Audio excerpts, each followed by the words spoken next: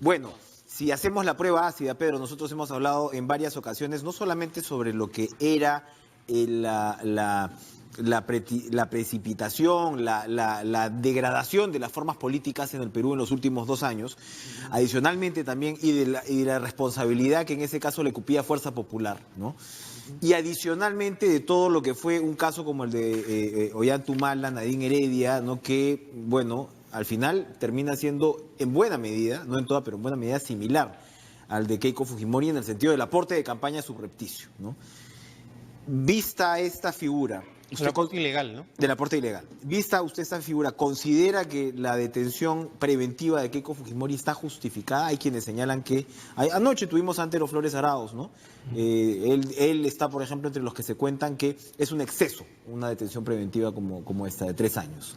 ¿Qué opina? Podríamos decir que podría ser un exceso el plazo de la detención, pero creo que hay elementos de juicio sólidos en este caso que justifican la detención preventiva. En el caso de la obstrucción a la acción de la justicia, creo que hay más que evidencias, hay pruebas del accionar casi delictivo con el propósito de evitar la acción de la justicia, repito. No es una estrategia de defensa, eso va más allá de una estrategia de defensa. Y además hay elementos como los testimonios de gente del núcleo duro de Fuerza Popular. Creo que esos testimonios han servido no solo para persuadir al juez Concepción Carhuancho, sino a convencerlo. Porque no han sido los enemigos, los adversarios. Esto no es producto del odio, de la venganza, como diría ingenuamente ha sostenido Fuerza Popular, porque su defensa ha sido política, no jurídica, y basada en el tema del odio, de la venganza. No, ha ido gente, repito, del núcleo duro de Fuerza Popular, colaboradores, dicen que un parlamentario muy conocido, a decirle al fiscal José Domingo Pérez, así ha sido el trámite para el financiamiento ilegal de la campaña. Hay, además de financiamiento ilegal, otros hechos que sí pueden configurar lavado de activos, pero también otra clase de procedimientos como suplantación de testigos, falsificación de documentos, coacción de testigos, es decir, el uso de la fuerza a través del poder que tienen en el Parlamento para tratar de torcer a las personas que ya habían dado manifestaciones ante la policía y las autoridades. Entonces no estamos ante cualquier parroquiana o ciudadana, estamos ante la mujer más poderosa, ¿no es cierto?, que obligó a renunciar a un presidente de la República, que ha dado órdenes para que el Parlamento viole la Constitución permanentemente. Y si a eso le sumamos la poca sutileza, por decirlo de una manera elegante, que han tenido los parlamentarios de Fuerza Popular para mostrar, para probar ante la opinión pública lo que todos sabíamos, excepto ellos o los fanáticos que defienden, la forma en que ella maneja directamente con esa disciplina casi castrense, ¿no? Le piden permiso hasta para saludar, para aplaudir, ¿no? Hemos blindado a tal vocal, hemos salvado, ellos mismos. ¿La forma de ejercer el poder, entonces, en este caso, tiene consecuencias jurídicas? ¿Eso no tendría que quedarse en el ámbito político? No, ¿Por qué? Porque no son acciones en el ejercicio regular de un derecho parlamentario. No es una puja parlamentaria, no es un debate político. Son acciones con el propósito de entorpecer la acción de la justicia. Y eso, naturalmente, no solo lo ha denunciado el fiscal José Domingo Pérez, sino que, repito, lo ha persuadido, lo ha convencido al juez Concepción Carhuancho. Es decir, una maquinaria para defender, a como dé lugar, a la lideresa del partido. Y esa creo que es una razón importante. En prisión preventiva, la señora Keiko Fujimori ya no va a tener las mismas facilidades para darles las órdenes a sus parlamentarios, bloqueen, salven a Inostroza.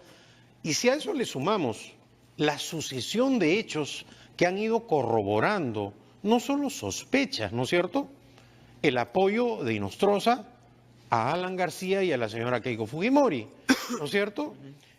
Esta protección al fiscal de la Nación, a Chávarri, todo esto, ¿no es cierto?, ha ido sumando para que se llegue a la conclusión de que la detención preventiva era una necesidad.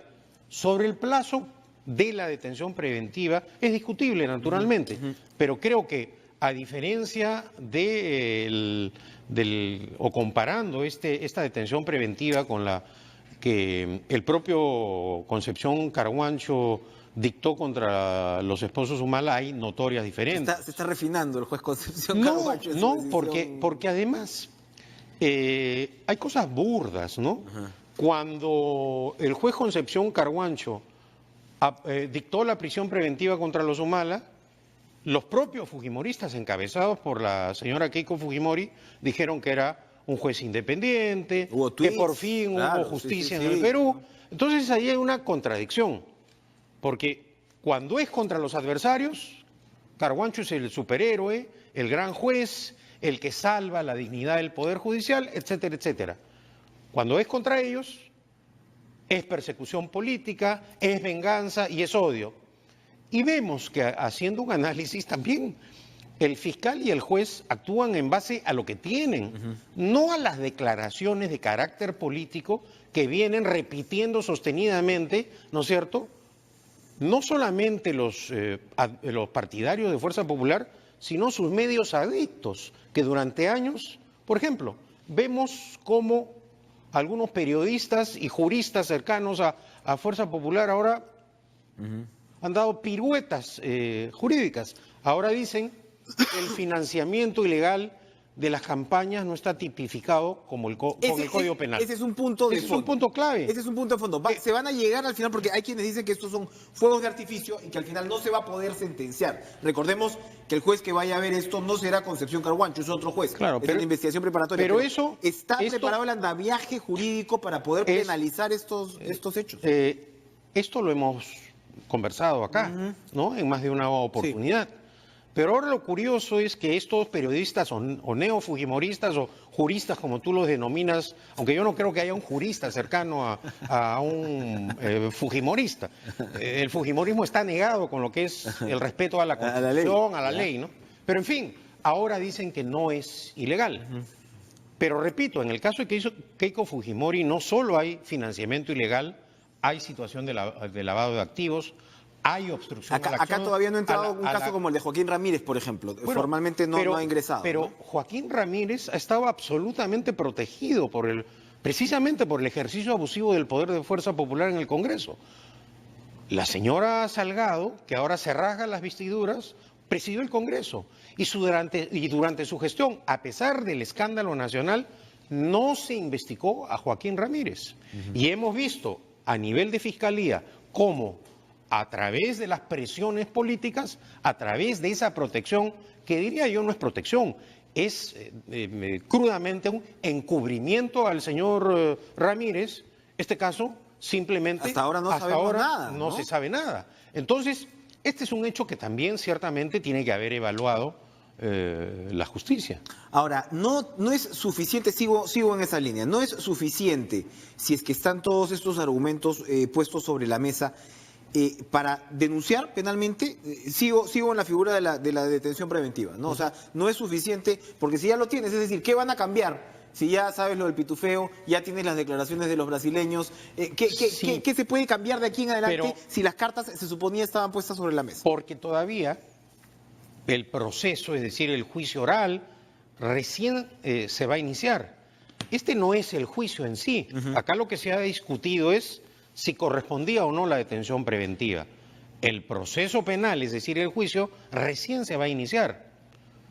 Claro, esta es una medida de excepción. Se ha sostenido, y yo lo he señalado con anterioridad, que la detención preventiva debe ser aplicada excepcionalmente, que no es lo mismo defenderse en libertad. Pero este caso es absolutamente especial. No todas las personas tienen el poder que tenía la señora Fujimori. El otro ¿no es argumento cierto? precisamente de los fujimoristas, lo han también expuesto acá, es que ellos no gobernaron. Entonces es la diferencia con el caso Humala. Cuando les preguntas por qué el caso Humala, según ustedes, no sería político y el de Keiko sí, señalan que es porque Humala gobernó y ellos no.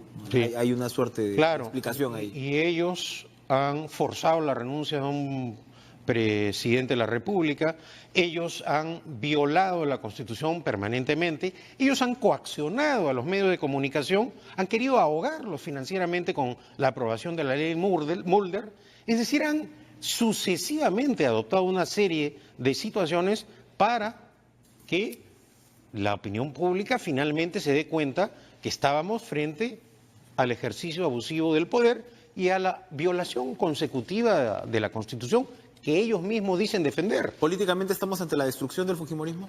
No hay muertos en política, pero creo que el golpe ha sido muy fuerte. ¿Por qué razón? Porque, repito, no son los adversarios, no son los periódicos, ha sido la gente del entorno de Keiko Fujimori la que ha desbaratado toda esta historia de los cócteles que hemos venido escuchando durante años como argumento de defensa para probar algo que todos sabíamos. La escandalosa y millonaria campaña de Keiko Fujimori era producto del financiamiento ilegal y ahora hay evidencias de que sería también mediante la figura de lavado de activos y en el proceso se verá y se analizará, se evaluará cómo y cuáles han sido los procedimientos que ha empleado la señora Fujimori y Fuerza Popular. Usted ha señalado algunos puntos, ¿no?, que se podrían calificar de precisamente cómo Fuerza Popular ha jugado con una muñeca autoritaria en los últimos 2 años y pico. Habría que añadir otros, incluso la misma situación frente al indulto, la situación con Kenji Fujimori, la situación con Graña y Montero, ¿no? En el sentido que, bueno, que pague sus responsabilidades, pero hay que recordar que ellos denuncian constitucionalmente a Chávarri, precisamente porque, según decían, no se había metido a la cárcel preventivamente a los ex ejecutivos de Graña y Montero, y así. Es decir, acá el efecto boomerang ha sido impresionante, ¿no? Eso quería hemos visto preguntar. que los argumentos jurídicos que empleó la señora Fujimori, que emplearon la señora Fujimori y Fuerza Popular para forzar la renuncia a Kuczynski, para protestar por el indulto, para cargarse al congresista Kenji Fujimori y a su hermana, para festejar la detención de los esposos Humala, todo, al final, todos esos argumentos han servido para llevar a la señora Keiko Fujimori a la prisión preventiva y a ocupar la celda que en meses pasados ocupó la señora Nadine Heredia. Que por cierto hasta ahora no se denuncia a los Humala, ¿no? Después de toda bueno, hay unas recusaciones, creo. Pero en todo caso, creo también que la Fiscalía no actúa con el mismo criterio en todos los casos. Vemos, por ejemplo, que al expresidente Humala y al expresidente Kuczynski sí se les embarga, sí se les bloquea las cuentas bancarias, ¿no es cierto? Kuczynski ahora no puede ir al banco a un cajero a sacar dinero. Pero hay un señor que dice que va a haber un golpe de Estado en el Perú, que vive en Madrid, viendo el clásico Barcelona-Real Madrid, acá estamos y acá está acusando al presidente de la República de carcelero, está acusando de trabajar un golpe de Estado, de impulsar un golpe de Estado con gran irresponsabilidad. ¿Hay alguna posibilidad de movimiento de cuarteles en una circunstancia como esta? No. ¿O hay alguna posibilidad de que Vizcarra cierre el Congreso en circunstancias como esta? Pero sería suicida el presidente Vizcarra, con 61% de aprobación, dar un golpe de Estado. Lo que hay acá es un pánico del señor García. Hay 24 millones de dólares de pagos de sobornos por la construcción del tren eléctrico. Y hasta ahora el señor García no responde. Los que han sido detenidos han sido funcionarios de menor rango. Pero el propio Mestre, ¿no? El ejecutivo de Odebrecht, ha señalado que de esos 24 millones se sabe que a quienes se dieron 10 y que falta todavía acreditar los otros 14 millones de dólares a quién se le pagó como soborno. Pero lo más escandaloso en este caso es que esos millones de dólares están en un banco de Andorra. Entonces, ahí la acción de la justicia tiene que cumplir de acuerdo al mismo estándar en todos los casos. Una reflexión final, Pedro. ¿Ha sido jubilada una generación política en el Perú? ¿El 2021 tendremos un escenario nuevo completamente? No lo sé y creo que va a ser también en ese aspecto fundamental el referéndum, porque no hay que olvidar que una de las preguntas precisamente del referéndum está referida a la aprobación o no de la reelección parlamentaria, en la cual, de aprobarse esa pregunta, ¿no es cierto?, cancelaría en sus posibilidades para ocupar cargos parlamentarios a congresistas que hoy día se vienen desempeñando. ¿Usted va a votar por la prohibición de la reelección parlamentaria? Yo lo que creo es lo siguiente. ¿Le apena que la bicameralidad se esté perdiendo? Yo creo que la trampa impulsada por el fujiaprismo no debe triunfar. Es decir, el costo es alto de perder la bicameralidad, pero también la desnaturalización de algo que hemos conversado en varias oportunidades, del sistema constitucional, de restarle al presidente de la República la atribución para disolver el Congreso en los casos en los cuales el Parlamento se excede en el ejercicio de su función de control político, es una limitación. Esa ha sido la tragedia de la democracia peruana. No han podido actuar con un mecanismo de autocontrol los parlamentos cuando han tenido mayoría parlamentaria frente a un ejecutivo que ha estado contra las cuerdas. Hoy día, felizmente, el presidente Vizcarra ha reaccionado y por eso tiene el apoyo ciudadano. Y creo de otro lado que el fujiaprismo se viene comportando desde hace meses con una actitud verdaderamente golpista. Esta denuncia de golpe de Alan García tiene como propósito también coincidir con las posturas de Fuerza Popular que dicen que Keiko Fujimori es una presa política, ¿no es cierto? O tal vez ir preparando el terreno para obtener un asilo político como ocurrió el año 92.